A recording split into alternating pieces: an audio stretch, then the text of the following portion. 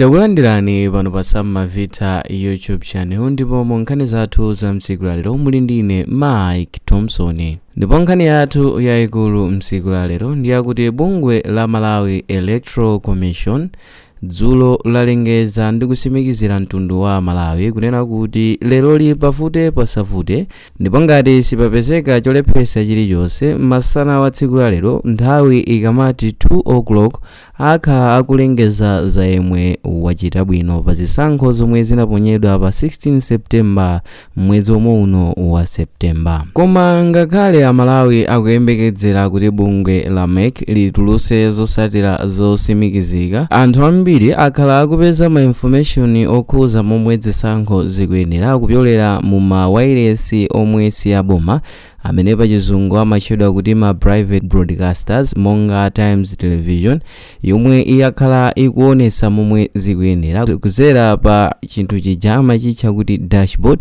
malo omwe amaonesera atsogoleri onse mmene apezera.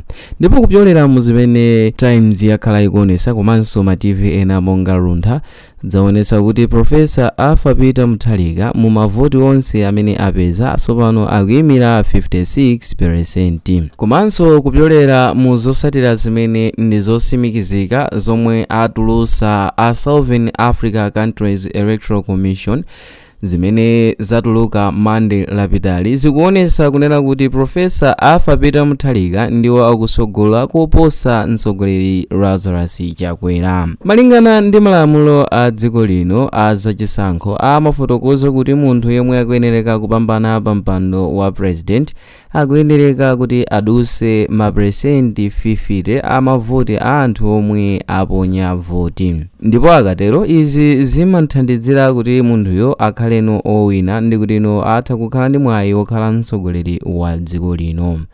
Ngati sizidatero pamayenereka kunena kuti pachitikenso second round imene anthu amayenerekanso kuvota ngati munthu yemwe akutsogola sanakwanise 50% kupitirira mwamba. Ndipo kumbukirani kuti ngakhale tikudikira kunena kuti bungwe la MEC liwuluse zotsatira za zisankho zimene kufikira tsiku lalero anthu ambiri ali nacho chithunzithunzi cha yemwe akutsogola, ndipo mu mtima wa Malawi ochuluka chiyembekezo nchakuti Professor Arthur Peter Mutharika ndiwo awina masankho apa 16 September ngakhale bungwe la MEC silidawulusebe. Koma pambali pa zonsezo kumbukirani kuti mbuyomu a chipani cha Malawi Congress Party akhala akupereka madandaulo ku bungwe la MEC kunena kuti pali zinthu zingapo zimene sizidayende bwino m'masankho apa 16 September. Ndipo m'malo mwake anthu adapita ku bwalo la milandu la High Court la Lilongwe kumene adakatula madandaulo awo kuti bungwe la MEC likuyeneka liunikenso zotsatira za zisankho kunena kuti pali zinthu zina sadayendese bwino, ndipo mukufotokoza kwawo amafotokoza kuti panachitika kubera kwa mavoti.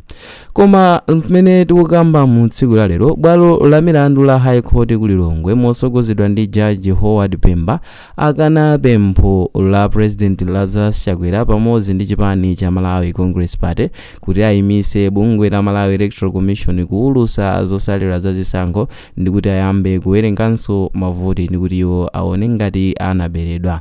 Ndipo kupyolera mu document imene akhoti atulusa zikuonesa kuti Chakwera pamodzi ndi chipani chawo cha MCP amafunafuna kunena kuti bwalo la milandu liunike bwino pakukana kwa MEC pempho lawo loti masankho aunikidwenso.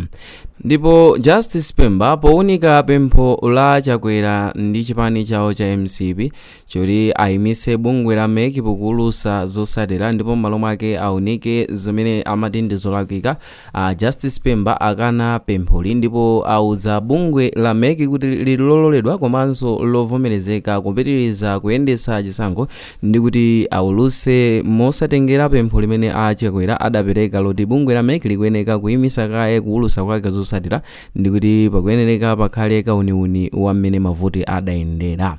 Ndipo poyankhulapo mu interview omwe adachitira olankhulira bwalo la milandu la High Court Luffy Mputeni adafotokoza kunena kuti chiganizo cha bwalo la milandu likulola bungwe la MEC kuti lipitirize kuyendesa ndi kuti liwuluse zotsatira za mmene zayendera.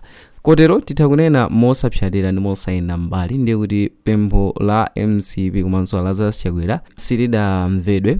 Malo mwake bungwe la MEC lilibe chowaletsa chilichonse kukulusa kwa zotsatira. Choncho tsiku la lero Amalawi ochuluka tikhale tcheru kumvetsera za momwe ziyendere, kamba kunena kuti amene amaoneka kuti atakukhala cholepheresa pempho lawo lakanidwa ku bwalo la milandu la High Court. Ponena kuti bungwe la MEC likuyenera lipitirize ndi kulusa zotsatira zake. So kupyolera mu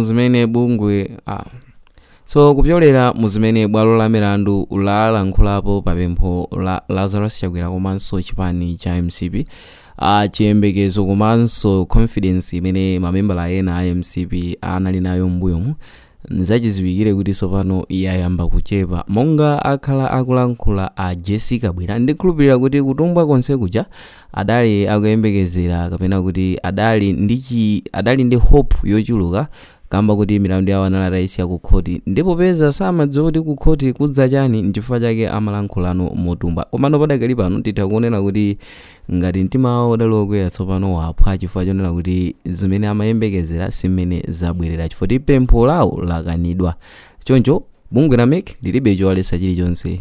Masana ano akhala akulusa za yemwe wachita bwino pa masankho a pa 16 September. Okondedwa omvera, iyi ndi nkhani yomwe tinakukonzerani pano pa Sam Mavita YouTube channel, ndipo mu nkhani zathu za lero munali ndine Mike Thompson. Ndipo ngati mwayikonda video like komanso subscribe kuti thenso upatserani na mama video omwe tikhala kukonzerani pano pa Sam Mavita.